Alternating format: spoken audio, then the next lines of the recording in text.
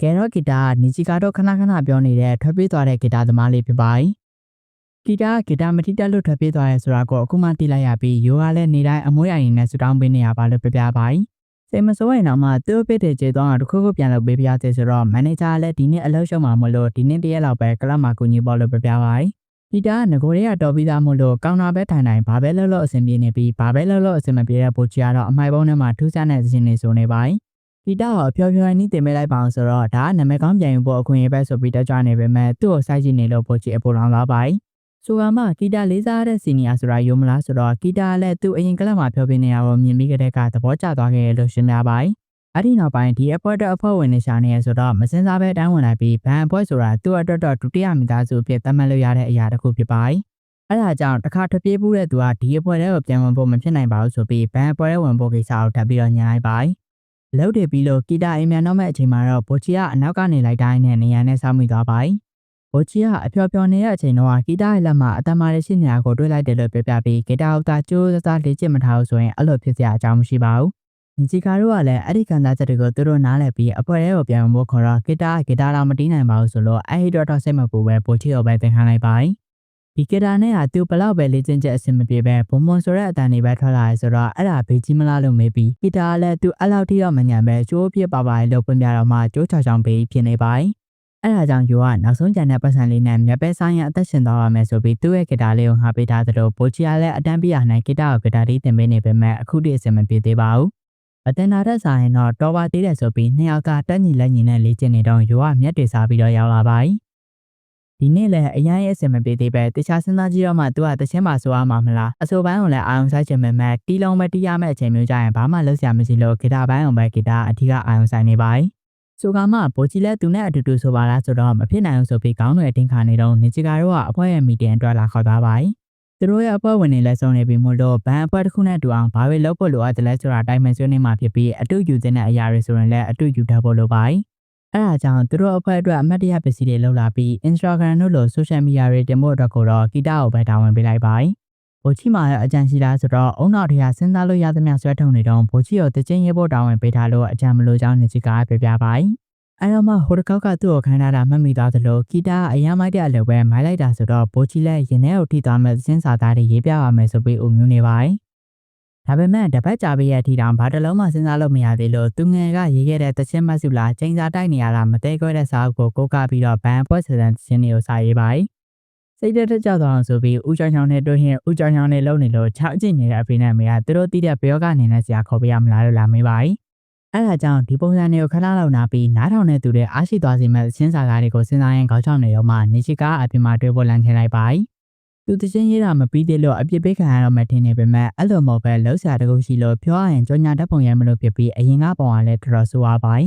်အဲ့ဒါကြောင့်ရာသီဥတုသားရတဲ့ဒီနေ့လေးမှာအဖွဲ့အတွက်ကြောညာစာတွေလက်ကမ်းစာဆောင်တွေနဲ့မဂဇင်းတွေမှာသုံးလို့ရတဲ့ impact ကောင်းအောင်ရှိတဲ့ကြောညာတက်ပုံတစ်ခုရိုက်ဖို့အတွက်၄ရောက်လုံးချီတက်လာကြပါတယ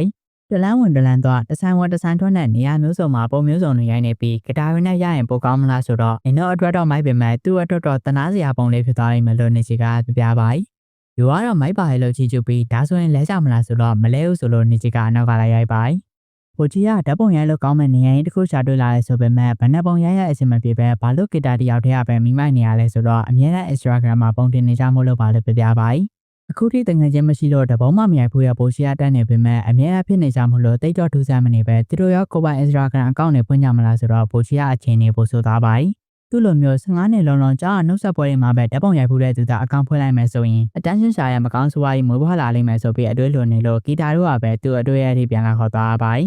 ်အခုထိအဆင်မပြေသေးသလိုဂီတာကအားလုံးရဲ့ပင်ကိုယ်စရိုက်တွေပေါ်သွားအောင်ခုံပြီးတော့ဓာတ်ပုံရိုက်ဖို့အကြံပေးလိုက်ပြီးအားလုံးကလည်းသဘောတူလို့နောက်ဆုံးထွက်လာတဲ့ပုံကတော့ဒီပုံပဲဖြစ်ပါတယ်နောက်တော့မှအစီအစဉ်တွေကိုပြပြတော့မှသူတချင်းရအောင်မယ်ဆိုတာပိုချီပြန်မှတ်မိသွားပြီးအားလုံးပြန်သွားတော့သူရေးပြီးတဲ့လောက်လေးကိုဘယ်သူ့ကိုအရင်ပြရမလဲလို့စဉ်းစားနေတော့ယူကိုတတိယသွားပါတယ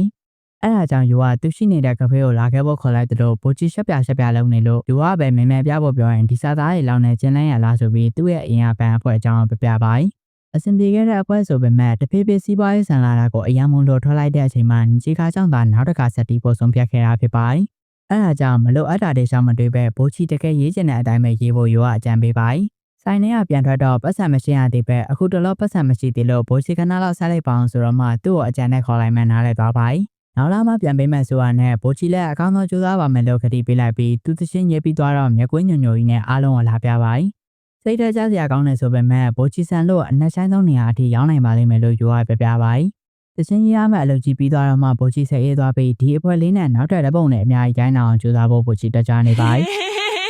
ဒီနေ့ကအချိန်မှန်လောက်ကနေလာလာရပြီမို့လို့ဘိုချီတယောက်စားဥတွေဝယ်ရမလားဘာလို့ရမလဲစဉ်းစားနေတော့နင်ချီကဖျော်ဖြေပွဲအတွက်ငွေစုမယ်ဆိုလို့အမိုက်ပုံးနဲ့ထည့်ရောက်သွားပါတယ်စဉ်းစားကြည့်ရင်လည်းအဲ့ဒီအတွက်ပဲအလုပ်လုပ်နေရမို့လို့ဒီမှာပဲအလုပ်တွေထပ်စူးစမ်းမယ်လို့တွေးနေတော့နင်ချီကတော့Evan Topo နဲ့ music video ရိုက်ဖို့အတွက်ပတ်စံနေတော့ကုန်မှမို့လို့လာမယ့်နေရာဒီပေးရမှာနောက်ထပ်အချိန်မှန်အလုပ်လုပ်ကြမလားဆိုတော့ဘိုချီတယောက်သူ့ရဲ့ဂီတာကိုပါမို့ဆုံးပြလိုက်ပါရောကလည်းဘိုချီရဲ့သင်းနေနဲ့တီးလုံးနေအောင်ဆက်ပြီးပြီမို့လို့နောက်လာမှဖျော်ဖြေပွဲလုပ်ဖို့အတွက်နင်ချီကသူ့အမကိုသွားပြောပေမဲ့ခွင့်ပြုစရာအကြောင်းမရှိဘူးလို့ပြပြပါသူပြောချင်တာပတ်စံကိစ္စကြောင့်မဟုတ်ပဲကျွမ်းကျင်မှုအပိုင်းဟိုတစ်ခေါက်ကလည်းအမတ်တရားဖြစ်အောင်ခွင့်ပြုပေးလိုက်တာဖြစ်ပြီးအဲ့လိုဆိုရတဲ့ပွဲမျိုးနောက်ထပ်ခွင့်မပြုနိုင်ရောလို့ဝါသနာအနေနဲ့ပဲလုပ်ဖို့ဆိုတော့နင်ချီကစိတ်ဆိုးပြီးတော့ထွက်သွားပါအားလုံးကအနောက်ကလိုက်လာကြပေမဲ့ဘိုချီကတက်မလို့ဖြစ်နေလို့စေးအောင်အေးတိုင်လိုက်ပါစောစောတော့မန်နေဂျာဖျော်ဖြေခြင်းအစမ်းတီးပြရမယ်လာမယ့်စနေနေ့မှာအစမ်းတီးရအောင်ကြည့်ပြီးဆုံးဖြတ်မယ်လို့မှာလိုက်တယ်လို့အဲ့ဒီအစမ်းမွေးတာအောင်ရင်ဖျော်ဖြေလို့ရပြီမို့လို့ယူကအတန်သွင်းပြီးညပတ်ဖို့စဉ်းစားနေပြီးသူတို့နှစ်ယောက်ကညံ့နေဆိုပေမဲ့စူးစမ်းရင်ရသွားမှာပါလို့နင်ချီကပြပြပါဂီတာကတော့သူညံ့နေဆိုတာမှန်ပေမဲ့ဘိုချီเจ้าမတီးနေတော့အရန်ကောင်းတာမဟုတ်ဘူးလားလို့စဉ်းစားနေပြီးအဲ့ဒီအစမ်းပွဲမှာဘန်ပွဲတစ်ခုရဲ့တိုးတက်မှုကိုပြဖို့လိုသေးရဲ့လို့လည်းမှာလိုက်ပါကျောင်းမှာလေ့ကျင့်နေရင်ဘန်ပွဲတစ်ခုရဲ့တိုးတက်မှုဆိုတာအကောင်းဆုံးစူးစမ်းရင်ရပြီလို့ပြောချင်တာတင်တယ်အဲ့ဒါကြောင့်အစမ်းဖျော်ဖြေပွဲအတွက်ပို့ပြီးတော့လေ့ကျင့်ပေးပါလို့ဂီတာတောင်းဆိုလိုက်ပါညနေဘက်ကလပ်ကိုရောက်တော့ဘန်ပွဲတစ်ခုရဲ့တိုးတက်မှုကိုပြဖို့အတွက်ဆိုပြီးရိုးရကြံတိုင်း3အောင်သာဦးကြောင်ကြောင်နေလုံးနေလို့မဟုတ်တာတွေရှောက်မလို့ပဲလေ့ကျင့်ဖို့အဝတ်ပဲသွားလိုက်ခိုင်းလိုက်ပါဘိုချီကတော့တိုးတက်မှုဆိုတာဘာလို့ပြောညင်မှန်းနားမလဲပေမဲ့စူးစမ်းအားထုတ်နေရတဲ့ခုတည်းနဲ့တော့မလုံလောက်တာသိကြပြီးအခုထိလောက်ခဲ့သမျှအရာတွေအားလုံးကလည်းတိုးတက်မှုရဲ့အစားလောက်ပဲရှိသေးတယ်ဆိုတာကိုသိနေပါဒီနေ့ကဒီလောက်ပဲမို့လို့မနှက်ပြအစမ်းပွဲအတွက်တေချာနားပေါ်မှာလိုက်ပေမဲ့နေချီကဘိုချီနောက်ကိုလိုက်လာပြီးသူ့အပွဲထဲကိုအတင်းခေါ်လာတော့ဘလို့အပွဲမျိုးလဲဝင်နေတာလဲဘာအတွက်ဝင်နေတာလဲမမေ့ခဲ့မိလို့တောင်းပန်ချင်ချောင်းပြပြပါအဲ့ဒီအရာနဲ့ပတ်သက်ရင်လူတိုင်းမှာရီမန်းချက်ကိုသိရှိပြီးဖျော်ဖြေပွဲမှာတီးရတာကအရာမဟုတ်ပဲသူပြစ်ချင်တဲ့အရာအတွက်နဲ့ဘိုချီကိုအတင်းဖိအားမပေးချင်ပါဘူးဆိုတော့ဘိုချီကလည်းအဲ့လိုမျိုးကြောင်းပြပြပါဒါဆိုရင်နီချီကအိမ်မက်ကဗာများလဲလို့ဘိုချီမေးတော့အခုတော့ရှိုးဝတ်ထားအောင်မယ်ဆိုပြီးပြန်လာပါအစမ်းဖျော်ပြရမယ့်နေ့ကိုရောက်လာတော့ဘိုချီရဲ့နာမည်ကြီးကျင်တဲ့ဆန္ဒကတော့မပြောက်သေးပေမဲ့အခုအချိန်မှာတော့သူတယောက်တည်းအတွက်မဟုတ်ပဲအားလုံးအတွက်ဆိုပြီးစပြီးတော့တိခတ်လိုက်ကြပါ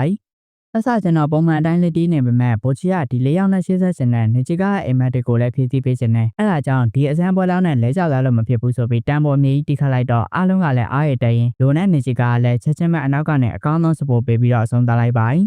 အစမ်းပဲပြီးတော့မန်နေဂျာကသူတို့ရဲ့လိုအပ်ချက်တွေကိုထောက်ကနေလို့အားလုံးစိတ်တက်ကြနေပေမဲ့ PSN ကပဲအောင်သွားတာကိုတမင်တော်ရိုက်နေရလို့ရှင်ပြတော့မှအားလုံးပြောသွားပါယိုနဲ့နီချီကခဏလေးပဲဆိုပေမဲ့ဘိုချီအရင်ကနဲ့မတူပဲတိခတ်သွားတာကိုတတိထားမိနေပြီးမန်နေဂျာကလည်းအတွေ့အကြုံမရှိရတဲ့ယုံကြည်ချက်မရှိရတဲ့အကြောင်းဘိုချီအစွမ်းကုန်မလုပ်နိုင်သေးမှန်းနားလည်သွားပါတယ်အဲ့ဒါကြောင့်ဘိုချီကိုအများနဲ့စောင့်ကြည့်နေမယ်လို့လာပြောသွားလို့ဘိုချီကောင်းမိတောင်းနေပါတယ်PSN အရင်ကတည်းကသူတို့အတွက်ပွဲတွေချန်ပီယံနေရာကိုဘာလို့တီကိုလောရတာလဲလို့မေးတော့မှမန်နေဂျာကလည်းသူတို့အဖွဲ့ရဲ့တိုးတက်မှုကိုစောင့်ကြည့်ကြလို့ရှင်းပြပါတယ်ဘိုချီကတော့သူတို့အဖွဲ့လေးကအခုမှစတင်လာဆိုပြီးအပြော်လွန်နေတော့မှနောက်လာမယ့်ဖျော်ဖြေပွဲအတွက်လက်မှတ်20တယောက်ကို9ခုစီရောင်းအောင်မယ်ဆိုလို့တွေ့တက်သွားပါတယ်အဖေရဲ့အမေရဲ့ညီမလေးရဲ့ခွေးလေးရဲ့ကိုပေါင်းပြီးရောင်းရင်တော့ရောင်းဖို့တစ်ခုလိုနေသေးလို့ဘိုချီမျက်ရည်တွေပါကြနေရပါတယ်